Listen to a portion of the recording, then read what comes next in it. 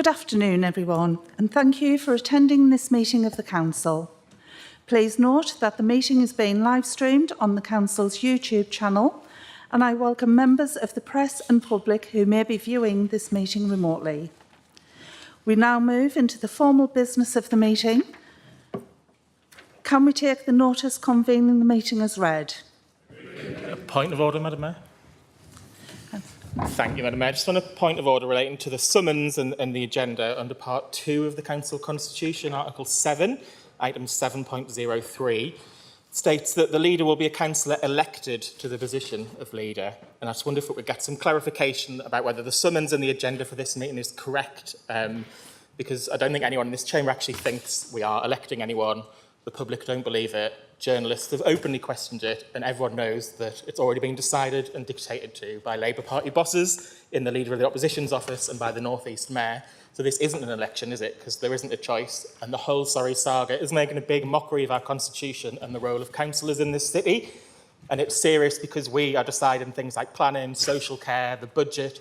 Will Labour North and the new Mayor be directly imposing on those matters as well and imposing their will on the people of Sunderland? So some clarification on that matter would be welcome. Thank you.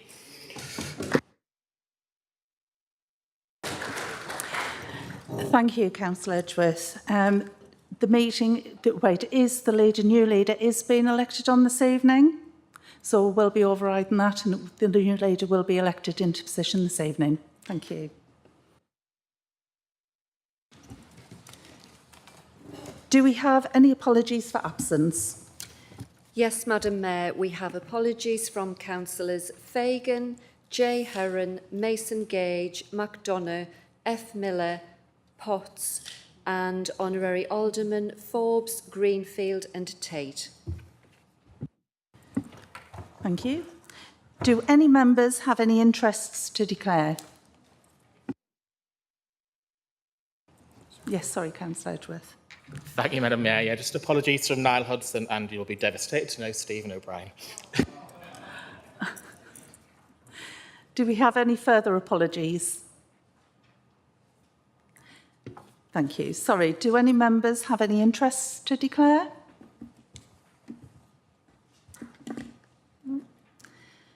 The next item on the agenda is the election of the leader of the council. Councillor Tighe, I understand you wish to nominate Councillor Modi. Is that correct? I do, Madam Mayor, and I wish to speak.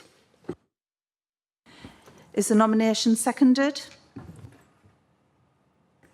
I second the nomination, Madam Mayor.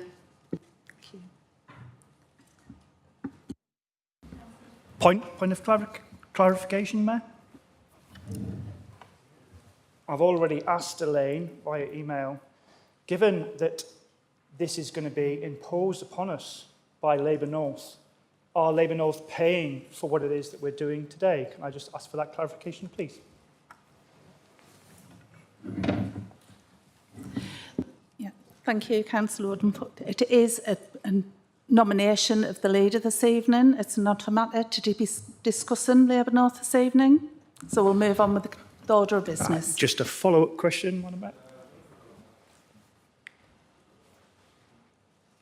This group has openly been shown in the media to not have voted for Councillor Modi, and it was imposed by the Labour North group. So I'd just like to clarify. Unfortunately, we will move on with the order of business this evening. It's about the nomination of the leader. I've asked that we're not taking this question. I've already said I would like to move on with the business. Please be seated. Thank you. I appreciate your time. Thank you. Councillor Tighe, I believe you would like to speak. I do, Madam Mayor, yes, and I thought the opposition would take this a bit more professionally than try to play party political games. At the end of the day, we're the majority. It's not a party if you're imposed. I didn't hear you getting asked to speak by the Mayor, through you. But I would wait your time. Madam Mayor, I'd first like to pay tribute on behalf of Council to our outgoing leader, Councillor Graham Miller, Deputy Leader Claire Rowntree, Cabinet Secretary Paul Stewart and Cabinet members Linda Williams and John Price. Councillor Miller, along with his outgoing Cabinet, have acted with huge integrity during the leadership changes within the Labour group. and I, along with my Labour Group colleagues, highly commend them for that. A lot may be said from our political opposition, but Madam Mayor, we must not forget that this Labour Group has made further gains at the local elections. Despite Sunderland's conspiracy social media sites running wild with their usual utter nonsense, without a single shred of evidence, or simply they would publish it if they did. Maybe now they'll leave Graham alone and stop the shocking harassment of him and his family. What none of us can forget is the huge array of achievements of Graham and his cabinet in changing the shape of Sunderland.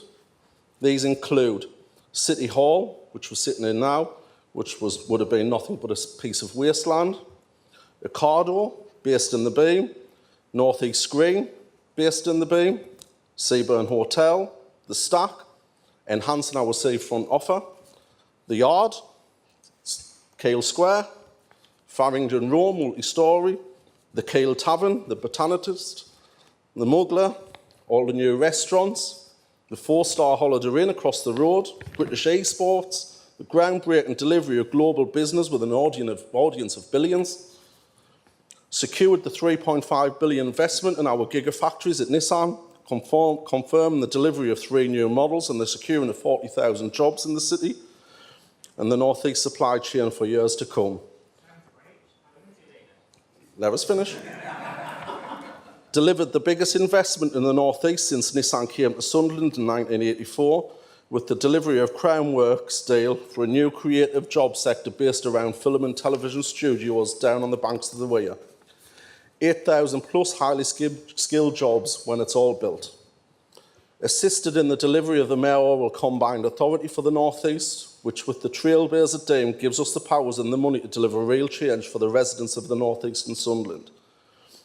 And some of the most recent developments, Sheepswolds development, delivering restaurants, bars, a whisky lounge, dance studios and more, our groundbreaking housing and innovation construction skills academy next to the Stadium of Light, thousands of new homes and a 21st century green space for the Vaux and Sheepfolds developments, and the footbridge currently being built across the Wear. New housing and green space being delivered on the old Civic Centre site too.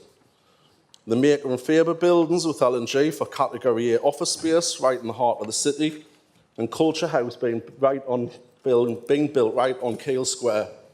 A new state-of-the-art iron infirmary on the Vaux site too. Also, what we can't forget is Elmore Country Park in the coalfields, a great improvement of the area and testament to the great partnership by Graham's Deputy Leader Claire Rowntree and the area committee through James Blackburn. Washington F-Pit, Albany Park, and the developments could keep going on. Over £5.5 billion of investment in the city since 2008. I think that's a pretty fair old legacy for Graham to walk away, and he walks away proud. I think everyone will agree. But Madam Mayor, it's now over to our new leader, Michael Mordy, to pick up that baton and take Sunderland to its next crucial stage, while Graham spends more time with his family, focus on his health, and working alongside Gen 2 to improve our social housing offering in the city, which is close to Graham's heart, having reintroduced council houses back into this council. On a final note, Madam Mayor, and I've deliberately missed this one last thing out, I'm proud of this pact, and it's my favourite. Won't be shared by the Tory opposition, I'm afraid, because they have had plenty to say about this particular development, but it's the relocation of the Silksworth pit wheel. I've got to say it one last time. Like many of the changes we see in our city, that will be celebrated for generations to come. So I want to end with good luck for the future, Graham.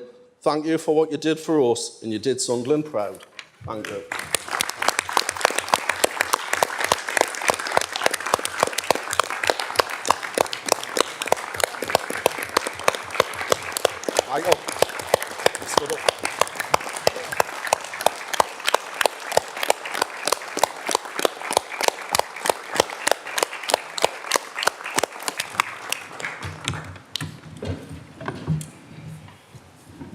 Point of clarification, Madam Mayor. I am mindful of the Marillion song that says, "Insincere platitudes make me throw up." However, in Councillor Tighe's example, he's given excellent remit of what Councillor Miller has done, and I still don't understand how Labour North Group have replaced what was Councillor an Ward, effective councillor with Councillor Ward, can we Councillor finish Murray. there, please? It's about, again, the nomination of the leader tonight. Thank you. Thank you. I thank you for the time. Thank you. Councillor Checker, would you like to speak? Second. Thank you, Madam Mayor, and I will be brief. I would like to congratulate you on your appointment to Mayor, and I know you'll be wonderful in the year ahead. I would obviously like to second Councillor Ty's words wholeheartedly and thank everybody for their integrity and their support through this process of change. Personally, on behalf of myself and Councillor Johnston, I would like to thank Graham Miller wholeheartedly for his service and for appointing us both into his cabinet, for allowing us the autonomy to grow and develop in the roles. Graham has always been at the end of the phone when we needed him, and along with the other senior cabinet members, has always been a good mentor. And thank you, Graham. Looking forward, I know everybody wants the city to continue to grow, regenerate and thrive, and for the opportunities, the health and the well-being of the residents of the city to be priority. And I'm confident that the new leadership team share this vision and that together we can continue the good work and continue to see the city thrive. Madam Mayor, I'm personally looking forward to the challenge of my new role, and I know that Councillor Mordy will be a strong and uniting leader. Michael and I have known each other and worked together over many years, and will use that strong partnership to lead this dynamic new cabinet to deliver for the residents of Sunderland. And I second the nomination, Madam Mayor. Thank you very much.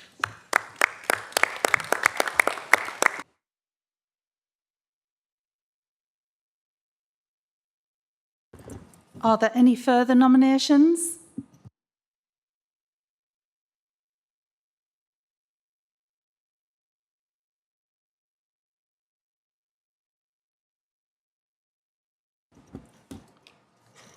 Does anyone else wish to speak in connection with the nomination of Councillor Mordy?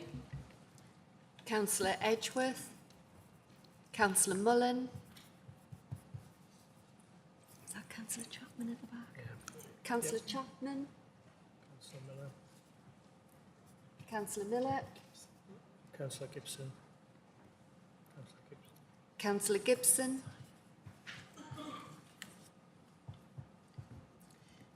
So, Madam Mayor, the speakers are Councillors Edgeworth, Mullen, Chapman, Gibson and Graham Miller.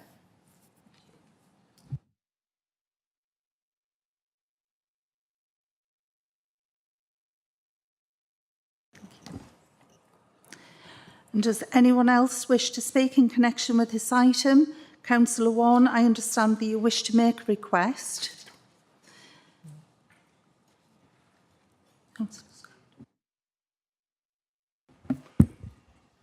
Stand up though, Jimmy. Can you tell me what you're referring to, please, Mayor?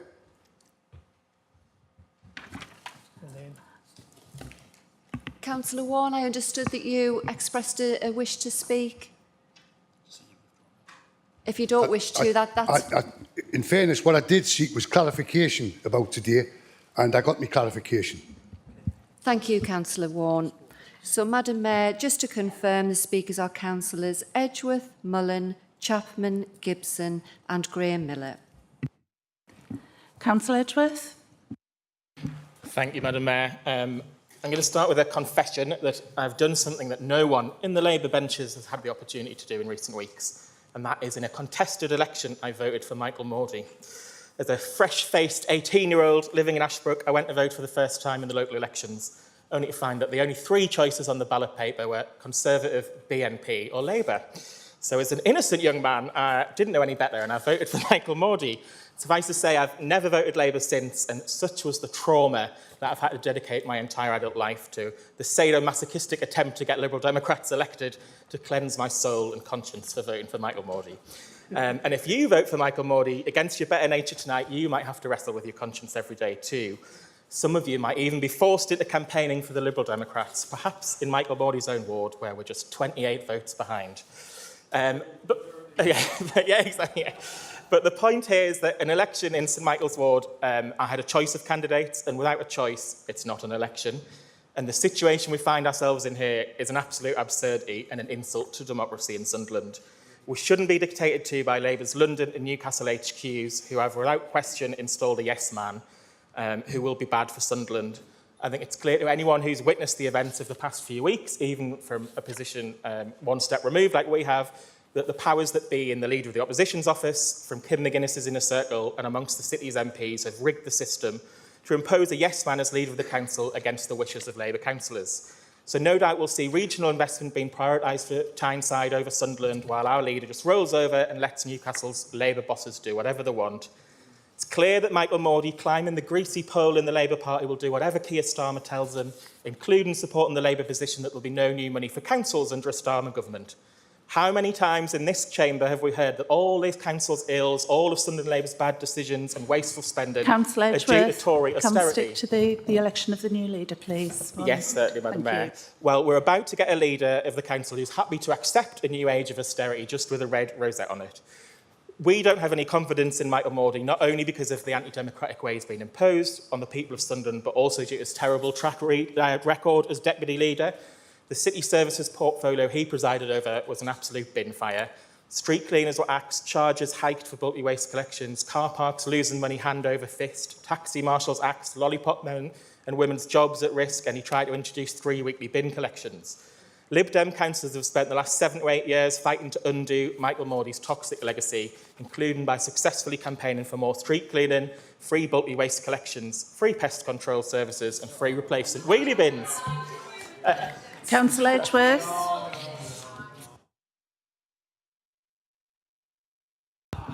And of course, it'd be risky not to mention the attacks on those seeking asylum in Sunderland and his implication that anyone seeking sanctuary is likely to be a criminal, putting vulnerable people in danger, quite frankly. Can we stick to well, it's about the election, not what's happened in the past? Thank you. Well, it's relevant to the person we're being asked to vote for, who I do not wish to vote for. So I think he's totally unfit for the role. He won't be able to govern. Doesn't take a genius to work out he has next to no support in his own group. His first vote as leader last week on appointments to vice chair positions was a pathetic spectacle, having clandestine meetings with the Tories, tried and failing to whip his own group into voting for the Tories to fill these positions, and then having to climb down at the first opportunity and have a free vote because he couldn't command the majority of his own councillors. We know Keir Starmer loves welcoming far-right Tory MPs into his folds. Perhaps this was an attempt at a Natalie Elphicke moment. But given Michael Mordy's views on refugees in the city, it perhaps isn't surprising he's already cozying up to the likes of Michael Hartnack. So electorally, I'm very excited electorally, an impotent council leader and cabinet with a terrible track record who'll roll over whenever Kim McGuinness tells them to, all the investment going to Tyneside instead of us, an unpopular council leader who can't get things done, who owes his position to Labour's Politburo and will have to defend the indefensible Labour Party line that there'll be no new funding under a Starmer government for local councils and a new age of Labour austerity, and with a tiny Lib Dem majority in his own ward. So it's surely a recipe for Lib Dem success and wins across the city at the next elections. But while I'm excited for that, it is bad for the people of Sunderland and bad for the people we represent. At the end of the day, that is what matters. So I urge all colleagues to do the decent thing and do the right thing and vote against Michael Mordy. Become a leader of the council tonight. Thank you, Madam Mayor.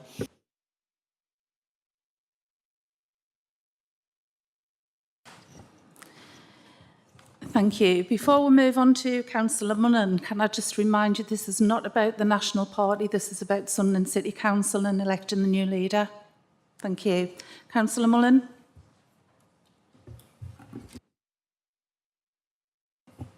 Thank you, Madam Mayor. I think Councillor Edgeworth has had too many of your sweets.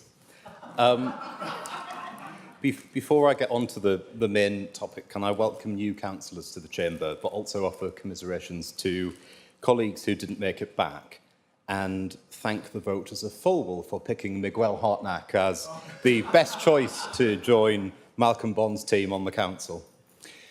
Madam Mayor, we truly are honoured.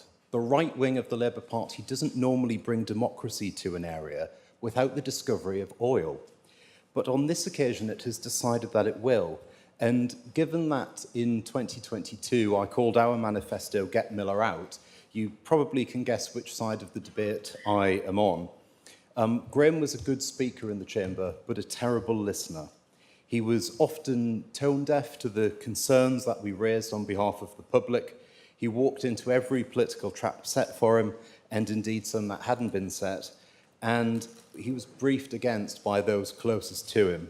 So I hope that the election of Michael tonight will turn a corner in how the council is run.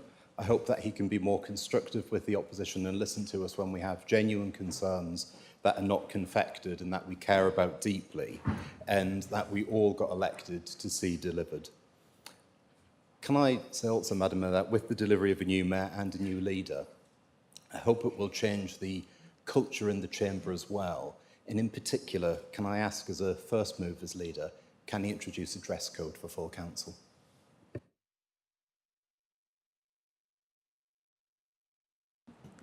Councillor Chapman. Hello, sorry I don't speak much. I just want to say a few words about Graham, because it was through Graham that I even got into politics locally.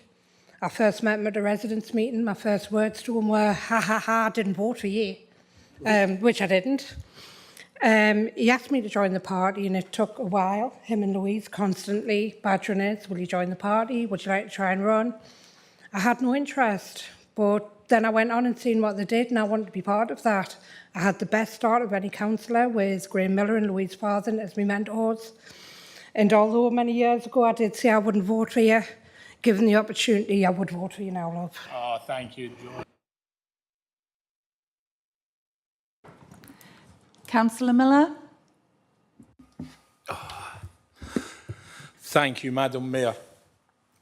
It's the turning of the wheel, and my time in the Sun as leader is done. I just wanted to say a few thank yous, because there's an awful lot of people in this room and outside of this room that I have to be thankful for.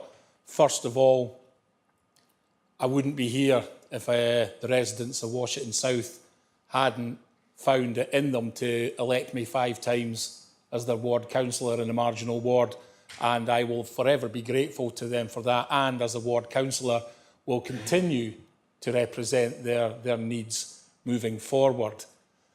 Then I come to the officers who work with us to deliver everything that residents expect the council to deliver.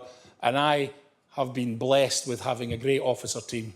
And I don't just mean the chief executive and the senior officers sat here in the chamber. I mean everyone. We genuinely have a great set of people who work for the city, from the cleaners and the drivers and the people that cut the grass to the senior and middle management that organise everything. And because we've worked well with them for 6 years, really well and closely, that's enabled that list of success that Councillor Ty read out, and it will continue. So I genuinely thank you all from the bottom of my heart, because it could not have been done without everybody buying into that team effort.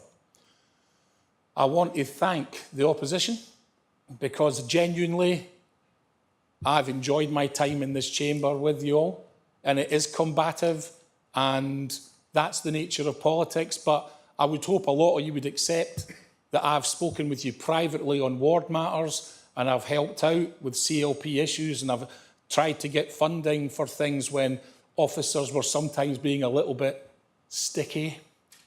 No blame attached, because at the end of the day, it's all about the council delivering services, not about just the Labour Council delivering services. So I thank you all for that. I've got absolutely no negative words to say about people, because, as I've always said, to be a councillor, you have to be brave, because you have to stand.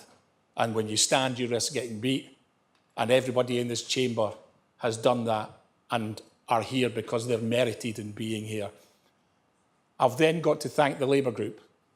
The Labour group have given me and continue to give me great support.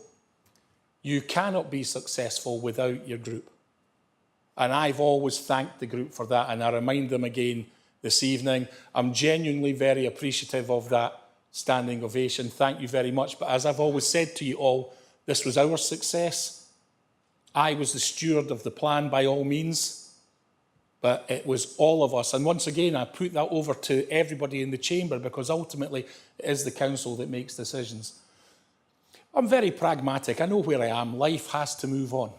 The City Council needs a leader of the council to get its business done, and I will be voting for that new leader. And if I can do it, everybody else in the chamber should be able to do it, because it's essential for us to continue delivering services. But my final thanks, and he never gets any praise normally, is to Councillor Tighe. And this is from, obviously, the Labour side of the chamber.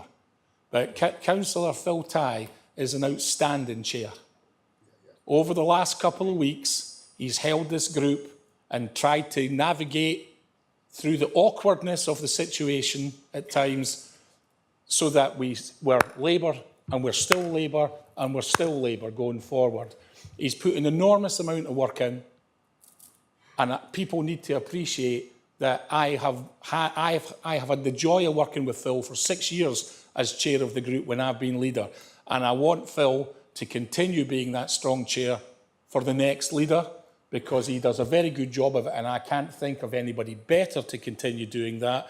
And whilst I got a round of applause from the Labour group, I'd like everybody to acknowledge the work Phil Tighe does on our behalf and say, Phil, you're a good friend, but you're a better chair. And I know that had I caused you any bother, you'd have had my tripes on the floor. So thank you very much.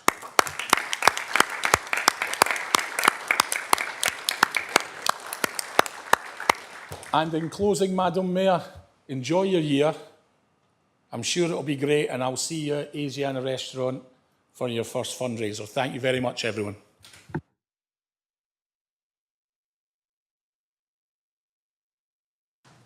Councillor Gibson. Thank you, Madam Mayor. Let me begin by thanking Councillor Miller for that gracious speech. During the 3 years I've been on the council, I've noted his sense of humour, his plain speaking, and his approachability. So you're going to be a very, very big miss. It's sad to witness these events, not simply due to the background, but in my view, they represent the hollowing out of a great party. Although I'm not a member of the Labour Party, I recognise it as a party with an honourable history, with great achievements to its credit over the last century. A party which had a clear philosophy and totally committed to parliamentary and local democracy. A classic example was during the war, when Clement Attlee was Deputy PM for 5 years, playing a prominent part in the destruction of fascism. After the war, Attlee, Bevin and Gaitskell were prominent in the formation of NATO to protect us against Soviet tyranny. They also granted independence to India, which with a population of 1 billion, can now be described as the world's largest democracy. The event of the last few days involving the suspension of local party democracy fly in the face of that great tradition. Indeed, Madam Mayor, the only democratic elements in the last few days have been your election and the election of 2 vice chairs from the opposition parties. I hope that in future we'll be able to put all this behind us, and that the Labour Party will rediscover its great traditions and past and return to democracy at local level. Thank you, Madam Mayor.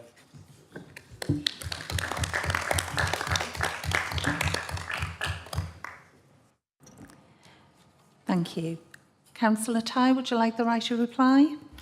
I do, thanks, Madam Mayor, and I would say democracy is what happens in this council chamber, and we're about to see what democracy is all about, so you have the opportunity to support democracy or not, Councillor Gibson. And am I surprised that the Lib Dems want to play games with this? No, not at all.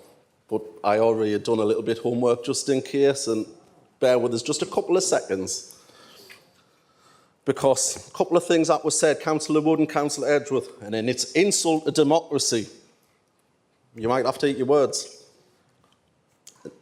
The Conservative, we'll start off with the Conservative. The Conservative leader of Walsall Council, Mike Bird, was suspended by the National Office of the Conservative Party after a failure to do so by local whips for a reason they wish to keep secret.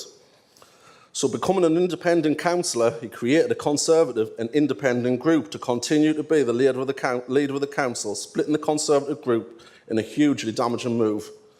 With some Conservative councillors saying Councillor Bird is more intent of hanging on to power than doing the right thing for the local community. Let's move on to the Liberals. Madam Mayor, point of clarification, we should allow it straight away.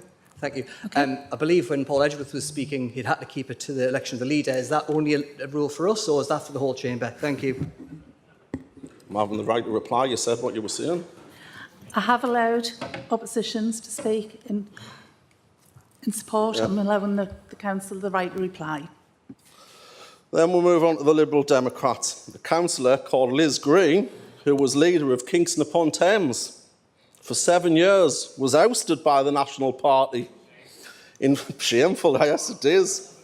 In favour of wait for this, and you know this, Paul, Carolyn Kerr, a councillor that had never been on the Cabinet, she'd been in place for 2 years, she'd defected from being a Conservative 2 years before, and she was a former ITN reporter in what the local Lib Dems called a navel-gazing coup.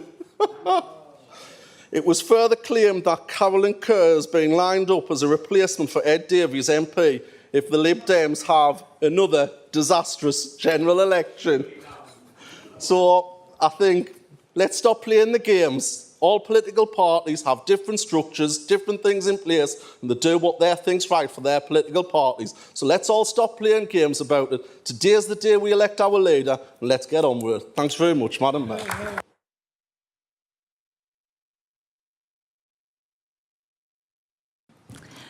Thank you. I will ask you now to vote by a show of hands in appointing the leader of the council.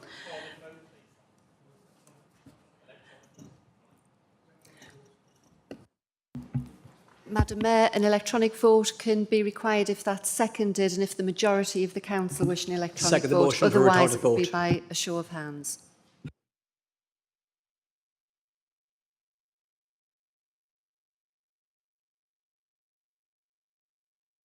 Is it agreed that will be done by an electronic vote? Agreed. Madam Mayor, obviously the voting system is geared up simply for a for or against vote or abstention. So if the officer could get the voting system ready, but essentially ordinarily members would simply vote for or not vote at all. It's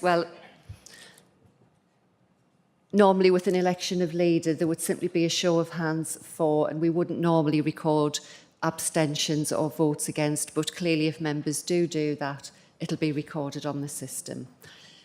Could I ask the officer, please, to get the voting system ready and let us know when it's ready to take the vote, please.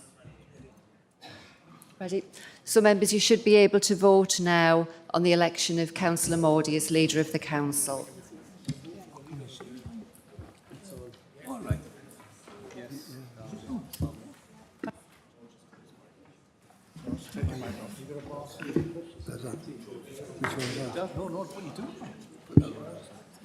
Where's the mic? Where's the mic? Huh? Try to put the mic off. You nearly got the skinny little king out of the group.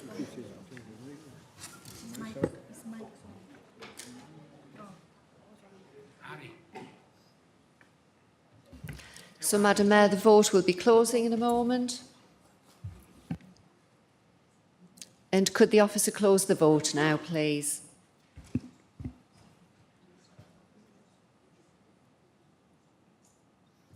There are 50, I think that is, votes in favour, no abstentions and 17 votes against. Therefore, Councillor Mordy is elected leader of the council.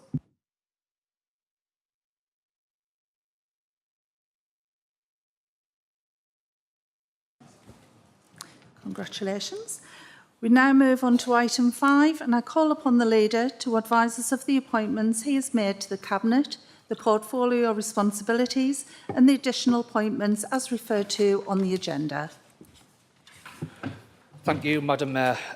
Before we move on to the supplementary, which is on everyone's desk, with your permission, Madam Mayor, I'd just like to say a few words and just start with a couple of thanks, if that's okay. First to Councillor Ty and Councillor Checker for moving and seconding the motion today. I am grateful for the kind words. But I'd also like to thank Councillor Graham Miller. Graham led the city through a period of significant regeneration. The city centre in particular is unrecognisable today to what it was when he became leader. Councillor Miller also played a key role alongside the other North East leaders in negotiating the Trailblazer devolution deal that gives Sunderland and the wider North East more control over our own destiny, and for that we owe him our thanks and appreciation. And I would personally, Graham, like to thank you for all you did for the city. Madam Mayor, I would also like to thank my family and friends, in particular my husband Ryan, for all their support and guidance. And I am mindful tonight that taking up this new post, I will be the first openly LGBT leader of Sunderland City Council, and I think that's something that we should mark. Absolutely.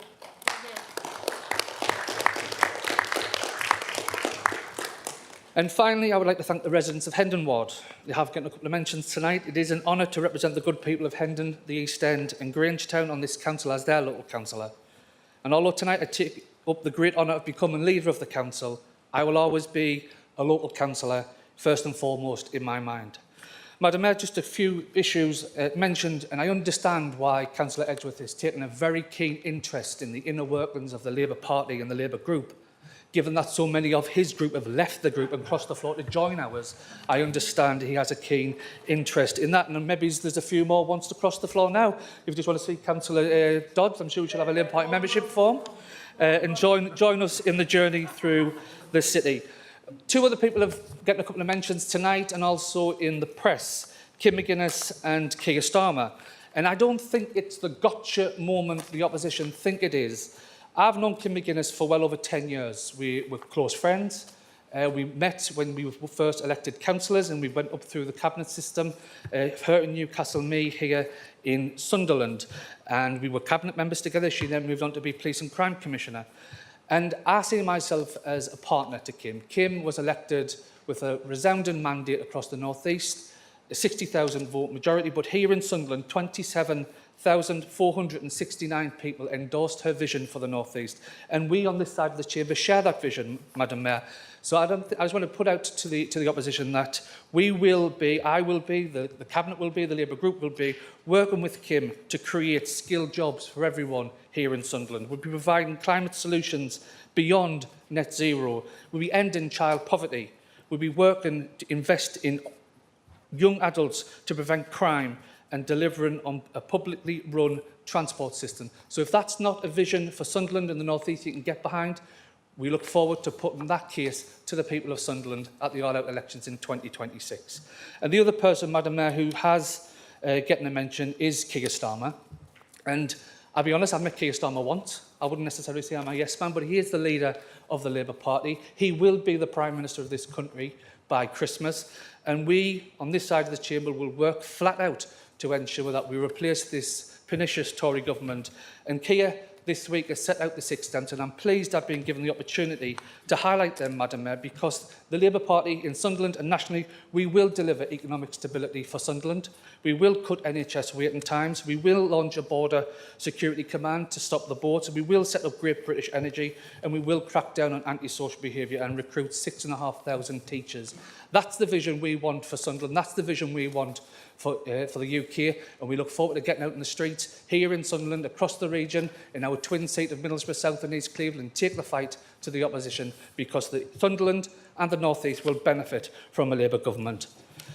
So moving on to the formal business, Madam Mayor, the portfolios for the... Actually, I do want to just one more thing. Just Councillor Edgeworth mentioned in his speech, and it was a completely alternative reality. I'm not sure what the weather is like on Planet Paul, but it's not the same as the weather here.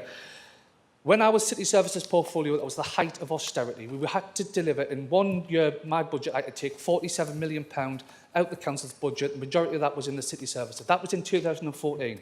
Who was in government enforcing them cuts on Sunderland at the time? The Liberal Democrats. So I don't know why you stand there talking out both sides of your mouth, because we're in the situation where we are now with a £48 million budget gap in 2024 because you got into bed with the Tories and you started this programme of austerity. So I'm not going to take any nonsense from yourself on that point, Madam Mayor. And finally, I'll get to the point. The new cabinet we have before us, so I would like to go through them one by one. The Deputy Leader of the Council and Health and Wellbeing and Safer Communities portfolio holder, Councillor Kelly Checker. The Children's Services, Child Poverty and Skills portfolio, Councillor Michael Butler. Communities, Culture and Tourism, Councillor Beth Jones. Corporate Services and Equalities, Councillor Alison Smith. Environment, Transport and Net Zero, Councillor Lindsay Leonard. And Housing, Regeneration and Business, Councillor Kevin Johnson. A slimmed down, laser-focused cabinet that's delivering over £45,000 worth of savings from SRAs that we're putting back into frontline services. And I just want one final note, Madam Mayor. When we are cutting the SRAs on the council on this side of the chamber, I noted from the supplementary report on Wednesday that Councillor Paul to SRA's Edgeworth is putting more money into his pockets when we are putting more money back into frontline services. So I look forward to robust debate in the year ahead. I am honoured to take up this position of Leader of the Council, Madam Mayor. I'm under no illusions that there is the whole host of work to be done in the months and years ahead, but I am excited to take up this position, and I commit myself to working day in and day out in the pursuit of making Sunderland the best it can be, to work in partnership with all elected members across the chamber, with our partner organisations in the voluntary sector, with our MPs, and yes, with government, and hopefully a Labour government by Christmas, to ensure all parts of Sunderland, Hetton, Houghton and Washington continue to thrive and move forward. Madam Mayor, I grew up in Hendon in the late 80s and 90s in a single-parent family with my sister and brothers. I never imagined I would be standing here as Leader of the Council. If I'm honest, I thought I was going to be a WWE wrestler like Bret the Hitman Hart, but I'm guessing that's a little bit similar to politics. But I am proud to have dedicated my whole working life, my whole working career today to the service of Sunderland. I'm humbled tonight, and I look forward to getting to work. Thank you.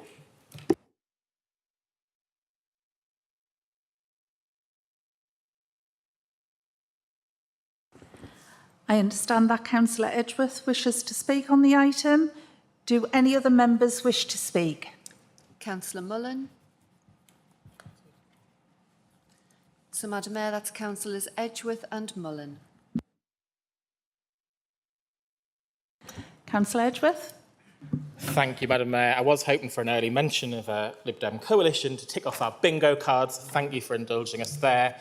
What a speech, proof, if ever, of a party yes man, parroting all the top lines from Keir and Kierman, not to mention about challenging Labour austerity when it comes to council funding. So lots to look forward to in debates in this chamber to come, I think.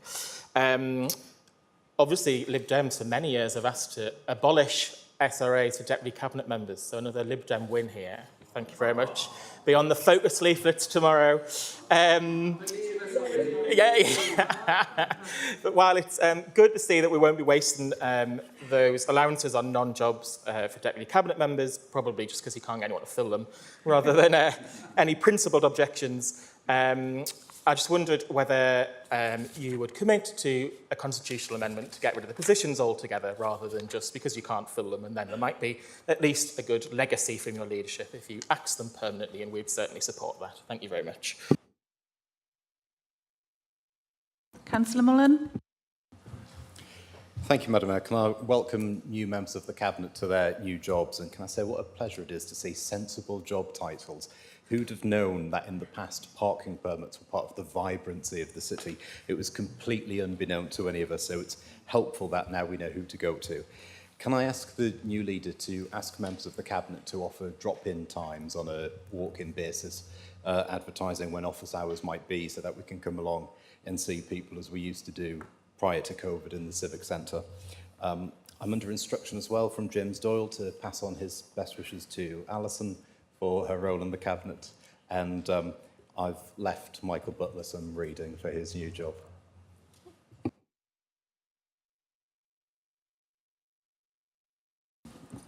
Leader, would you like the right of reply? Just to say thank Councillor Edgeworth and Mullen for the comments. Happy to sit down and have a chat in more detail about the two proposals. Thank you, Madam Mayor. Madam Mayor, can I just ask one more tiny personal clarification? Could you just reiterate what the votes were? I've had a call through from a resident, just missed on the numbers. So could they just be repeated, please?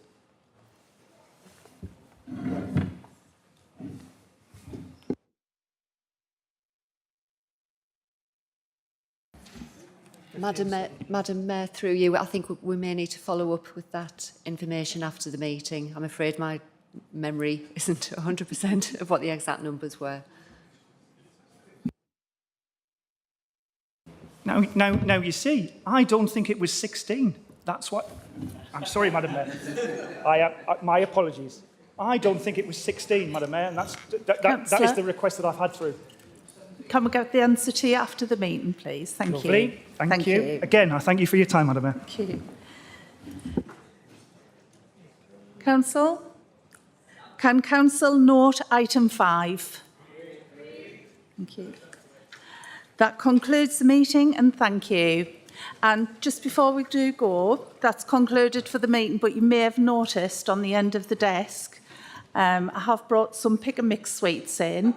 All funds raised from that pick and mix will be going to the Mayor's Charity Fund.